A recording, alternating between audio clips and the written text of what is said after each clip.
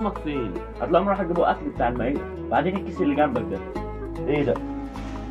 ايه ده؟ انا شكل ابوك ساب لنا فلوس احنا قلنا له عليها عشان نجيب بقى الفانوس. يا عم ده هتلاقي فلوس اكل المائده وابوك نسيه. يعني ابوك عبيط هيروح يجيب الاكل من غير ما ياخد معاه فلوس؟ انا متاكد ان هو سايبهم لي. يا عم احسن تطلع فلوس اكل المائده والناس يمسكوا ابوك ينفخوه في الشارع. يا عم ينفخوه ليه؟ بقول لك انا متاكد. طول ما انت متاكد يلا مستنيني.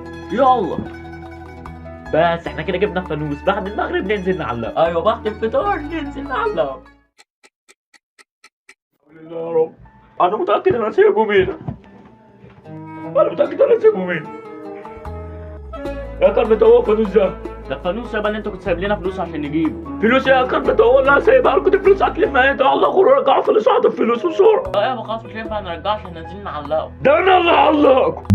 بس انتوا كده هتفضلوا متعلقين لحد ما اروح ارجع الفانوس واشوف انا هعمل فيكم. لا يابا لا يابا لا.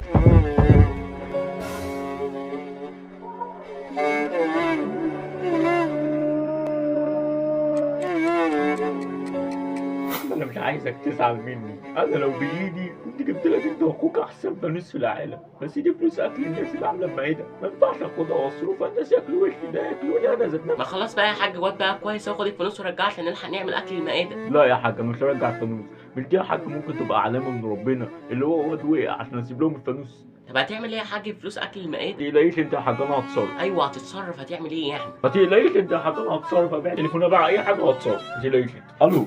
يا فندم.